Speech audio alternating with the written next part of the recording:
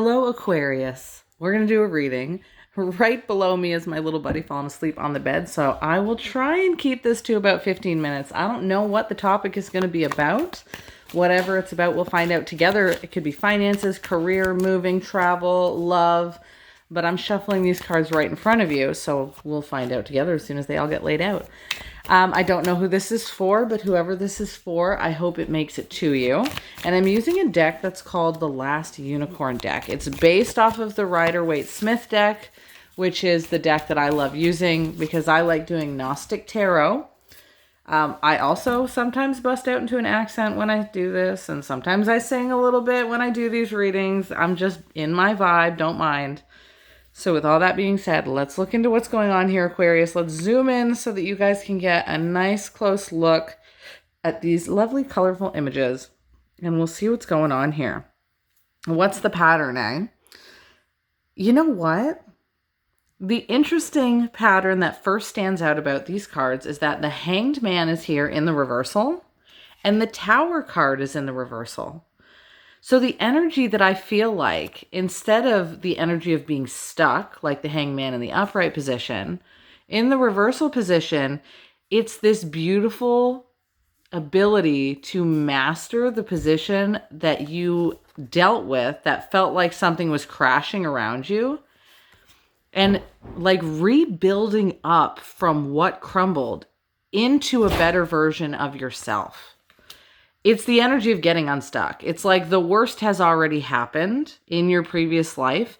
It's now taking what you've learned from this point forward. And it doesn't have to happen all at once, but it's really taking, again, what you've learned and using that to create the vision of your life that you want. After the difficulty, it's almost got like the rising from the ashes energy. It's got the, what do they say? The difficulty is darkest right before the dawn. But in this reading, you're actually past the darkest. So you're going into the dawn part, which is really nice. It's that vibe. But I want to say the theme so far is hanging a lot on this Queen of Wands card. In the reversal, the Queen of Wands, who wants to be, in a modern sense, comfortable, feeling intimate, feeling loved in a way that she can feel it in her body. In the reversal, that was difficult for whoever this reading is for. It was almost like it's this feeling a little bit with the Queen of Wands with this energy that there was like a void that you might have been feeling.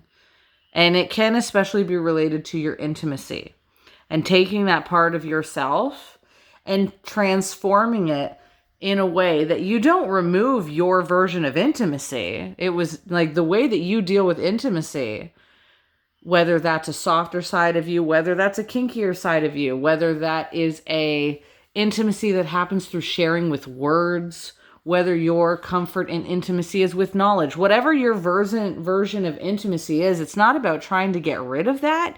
It's about transforming it so that those very same aspects of yourself become useful and productive, and you get to keep those versions of yourself in the right playing field.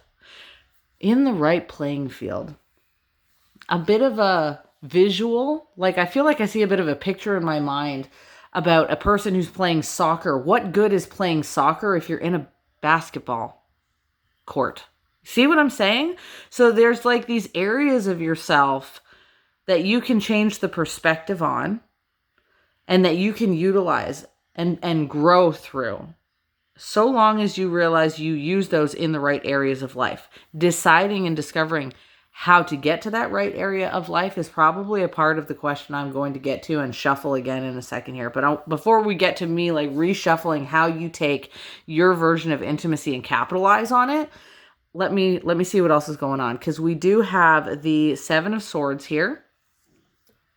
And the Seven of Swords is in the upright position and can get a bad rep.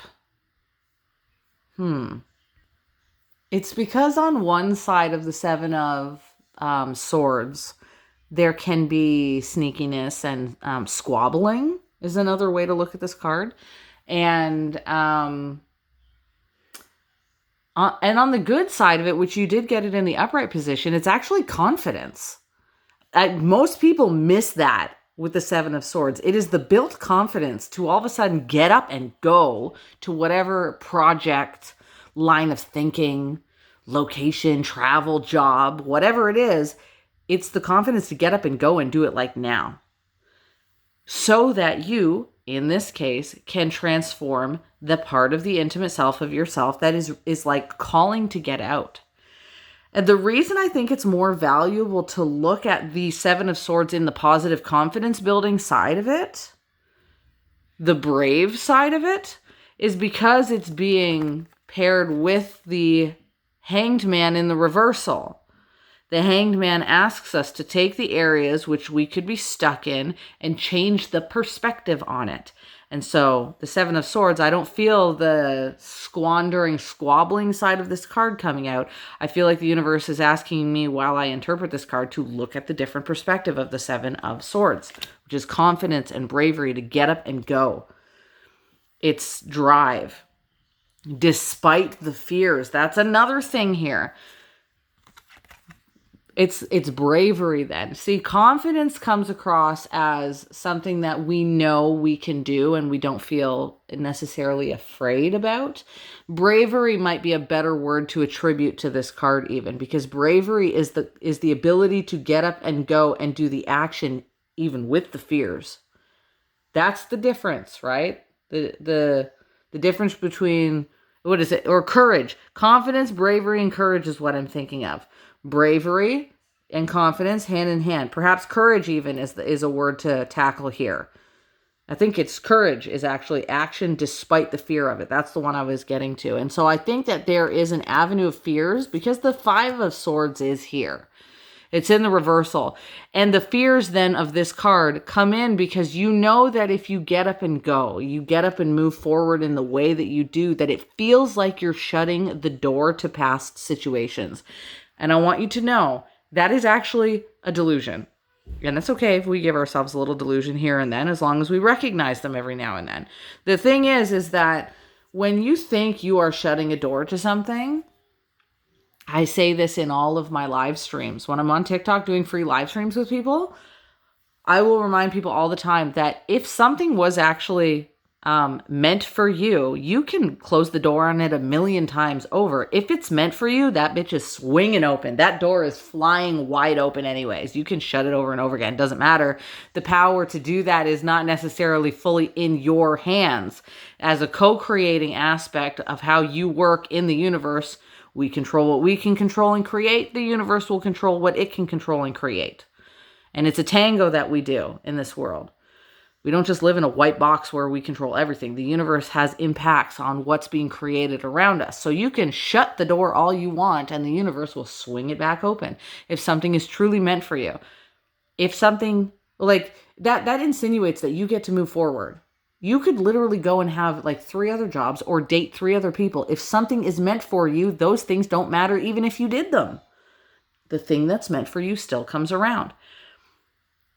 Now that is from a predetermination kind of aspect. In religion or spirituality or different faith traditions, whether you're looking at paganism, Hinduism, Christianity, like these traditions often come with the idea of predetermination, that something is for you. You are being guided somewhere. Astronomy even, astrology, cycles, that you're eventually getting to where you were already predetermined to go. And if perchance something was not meant for you, guess what you get to do anyways? Move forward. Isn't that something? So turning left, you're moving forward. Turning right, you're moving forward. Looks like the only answer for you is to get up and go and do the thing that you want to do. It is to move forward. The only thing that is not good is staying stagnant and not taking a step. I'm going to give an analogy I have given to 2 other astrology signs and readings that I have done this week. It is the analogy of walking down a hallway at a new job or a new office. And this can go to areas of life, getting brave enough to go, start a a new workforce, start a new education project, changing a new project, starting to date or thinking of falling in love. That's something that I've thought about in my own self. I was like, maybe I should give it a try again.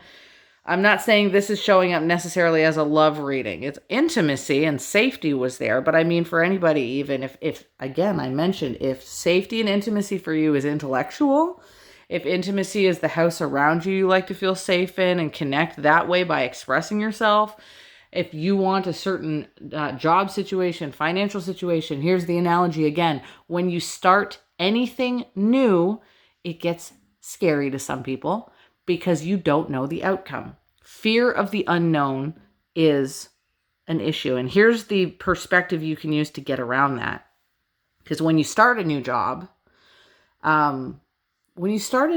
like you're in the cafeteria of this new job that you just started or this new building that you're in, and you want to know where the bathroom is, or you want to know where the human resources office is, but you've never been to it before. I know it's scary sometimes to think about going into a new job or, trying again in love and all these kind of things, but let's minimize it. Let's break it down to something simple that actually happens all the time. You're in that new building, you don't know, or even you're in a shopping mall. Maybe you're not at a new job. You don't know where the bathroom is in the shopping mall. So what do? Do you stand in the middle of the shopping mall and don't move? Do you stand in the middle of the cafeteria and you don't move? Well, if you do that, you're going to pee yourself if you need to get to the bathroom. I'm joking, but I'm not. The idea is that if you're at this building, you're in the cafeteria, you look down the hallway and you see that the hallway turns left or it turns right, but you can't see where that goes. You can only see a little part of the path. So you start walking a little bit and you get to the end of the hallway and you see the left or the right. You're trying to get to that shopping center, trying to get to that bathroom, or trying to get to the human resources office, whatever it is. You get to the end of the hallway and you still can't actually see if the human resources is down if you go left or if you go right. Sometimes, what I'm getting at is sometimes the path in life, we walk down it and we don't actually have the end awareness of where the hell we're walking. So long as we keep walking and we just choose a direction, if I choose to go left and that's not the right direction, then guess what I'm going to do down the hallway? I'm going to pivot, turn around a little bit, and I'm going to try another hallway, even if I can't see the path. Eventually, there's going to be a sign at the top of the hallway that's going to say, Human Resources Office is this way. I still can't see the Human Resources Office. I still can't see the bathroom. But I see a little thing showing up in life, a little sign here, a little sign there that tells me that for somewhat of it, I'm on the right path. If I just keep going, even though I can't see the full hallway, this is what happens in life more times than you realize. And you've done this before. Every time you've been in a mall, every time you've tried to find a bathroom, you have experienced this little fear. So if you're afraid of going forward in life because you can't see how the outcome might be, just remind yourself, oh yeah, I've actually done this like last Wednesday. I've done this, 2 Tuesdays ago when I walked in the shopping mall, or when I, started my new education class, or when I was the first day that I went on my work. And it'll help alleviate some of the stresses of failure that come with doing something new. Some of the stresses and fears of shutting the doors that you're not really shutting the doors on. You're just walking down a hallway, seeing the little signs show up, and then eventually, once you follow these little signs here and there, then you see the Human Resources Office or the bathroom at the end of the hallway, and you're like, oh my gosh, I finally got there. And then you say to yourself, there was nothing that I had to be as afraid of. I was always going to get there, so long as I moved forward and didn't keep myself stagnant and just stood in the cafeteria or just stood in the middle of the shopping mall. This is the key, all right? This is the courage and the bravery that's required, even with the fears, to keep walking anyway. So if there is a project or a goal, this is where we get into the last card here. If there's a project or a goal or a task with a page of coins or love or, a habit that you want to bring into your life, that you get to hold this seed here and you want to plant that seed into the ground, that's what the Page of Pentacles does. He analyzes as to whether or not he should plant a seed. Just try planting the seed and see where it takes you.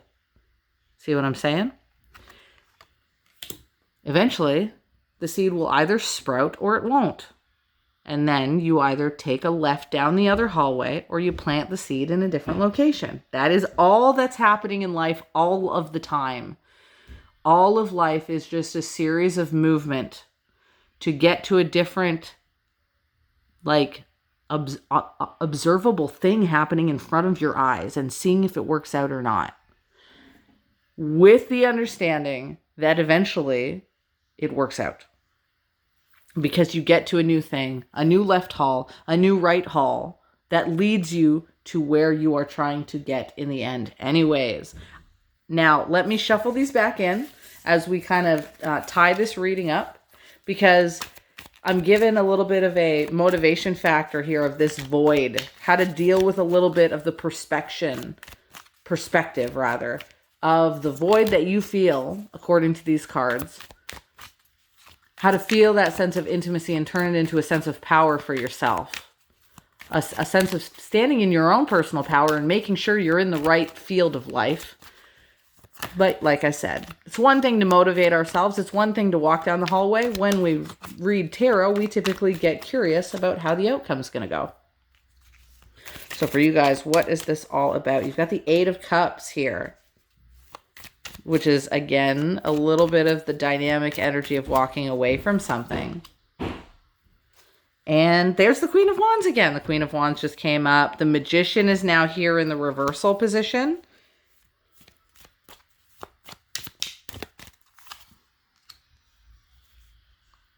Oh, the Knight of Cups is here. For a lot of you, gaining your intimacy is going to be the challenge of speaking to people, reaching out to people. That could be in love. It's a great energy to get in love, someone giving a love offering.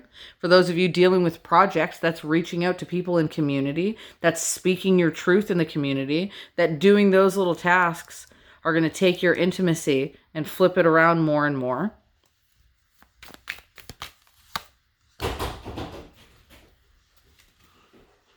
And staying to your own truth is largely here. It seems very progressive to me. The reason I say it's very progressive is because these cards don't feel like one necessary answer of like, oh, it's all going to be perfect at one shot. It feels progressive. It feels that it's almost like little by little you will manifest things. And it certainly doesn't feel like, oh, it's just going to be terrible in one shot. She or he, whoever you are, you're going to go down this hallway and it's just going to suck. It doesn't feel like that either. It's middle ground. The energy that I'm getting here is middle ground. It's involving always attempting through your integrity to keep to aspects of truth and good communication and reaching out to the right people and continuing to practice walking away from things at times that you realize you're allowed to. Like I said from the beginning, walking away from something doesn't mean you're closing the door forever to a situation, especially if that situation is meant for you. And that's what the Eight of Cups does. That's why she's crying here. She is sorrow-filled because she feels like if she walks away from something, then it takes all of her hard work and it wastes it. And that's never the truth. That is an illusion. Every time you walk away from something, it brings with it skills, development of your character, and a new hallway to walk down that you cannot walk down. Like if you're in a shopping mall and the store you need is on the second level, you're going to need to go down a different hallway to get to the second level and go up the escalator. It requires movement. It doesn't mean you've eliminated your time. Your time is not wasted, right? The skill and the awareness comes with this. The leveling up comes with this. But it does look like a continuing habit. This looks like if you walk away from something, it's your first bit of practice for later on when there will be another time when you will have to be okay with walking away from things again. I'm going to give you one more example. This time I'm going to talk about education and house buying. Like where you live, how it feels to put your whole life into something and then change it anyways. Because the Eight of Cups, like I said, she has to walk away from things, but she walks away from these beautiful little cups that she has set up, this little bouquet area that she has set up, this little harvested area. And nobody likes to walk away from things that they have put a lot of effort into. But if you look at a person who's got a master's degree in university. You know what they do? Usually 4 years later, they go and get another one. And then they say to themselves, you know what? I still don't feel fulfilled. I want to go do a different piece of education. So they go do a night course and they do another one. By the time 30 years goes down, that person's got like 4 PhDs under their belt. Because humans seem to get obsessed with one purpose instead of realizing that the most pleasant experience that a human goes through is usually when they go with the flow of things, in knowing they never had one purpose. They had 5, 6, or 7 of them. They were supposed to spend the first 10 years doing something, and the next 10 years doing another thing, and the final 20 years doing another thing. The artist then decides, I'm going to be a painter later. And then 5, 6 years later, they're like, actually, you know what? I'm going to get into architecture. They become super fulfilled by doing multiple things, not trying to put themselves into one necessary purpose. Like a lot of people are focused on. And Aquarius, you do really well with that. Because you are that card of freedom from the bounds of society, or the horoscope and astrology side of freedom from the bounds of society, it's best if you don't view yourself as merging into just one identity. But you sway. And that's the same with buying houses. You have say you have an old couple and they buy a house. And they saved all of their money for this house, and they're finally living in this house. Guess what happens 10 years down the road? Do they not look at each other like old Bertha and Bob? And Bertha says to Bob, she's like, Bob, you know what? I really want that house in the Caribbean now. And then Bob is like, oy vey, let's go to the house in the Caribbean then. And Bertha's like, all right, let's do it. Right? They just go live in a different house, and they go with the flow of it. Their purpose wasn't to be anchored down into one house. If you appreciated my accent, thank you. I'm here all weekend. And so all of life is like that. The door to your existence isn't closed because you walked away from something. You just have to realize you were not necessarily meant for one thing. Like a water that carves out the canyon. Do you think the water that carves out a beautiful mountainside or a canyon only went in one direction? Nope, the water split off into 3 areas, and it went into 3 streams. And then one of those streams got blocked up, it filled up, and it poured over the top and started carving out another piece of the rock. And then the second stream in the middle, it maybe pivoted into 2 more streams. This is why Bruce Lee said, be like water, my friend. Be forgiving for yourself and how you go from one area to the next. Oh, and then by the end of it, you know what happens with the water that's carving out the rock? They just carved out a canyon by the end of it, and they made one of the most grand things of existence that you could view. And this is why the original quote was never a jack of all trades and a master of one. Or a jack of all trades versus a master of one. It was a jack of all trades is better than a master of one, or something to that effect. Right? So don't think that you're closing a door on things. And thank you for coming to my TED Talk. Let me say it again. Don't think that you're just, closing the door to things, but realize that your life is more than just one identity that you're giving yourself in society, that you have such a beautiful capability to branch out of the societal norms and take a path and walk down it in any direction that you feel repetitively, and come to a sense of fulfillment in life. That's why I say again, Bruce Lee said, be like water, my friend. Go with the flow on the situation. Listen to where your heart wants to take you. This is the card of desires. This is the card of difficulties and bringing up your desires despite the difficulties. This is, again, that courage. This is a card of courage, right? That we keep getting. So I think that it would do some good for you guys in this little TED Talk here for you to take some time to research or even go onto YouTube or go onto Google the different ways that you could become more courageous and more brave in your life. And I think pondering to yourself the descriptions that I just gave of going down the hallway or going down the new job, trying to get to the human resources office, is one way that you can remember little by little you've been practicing doing this anyways.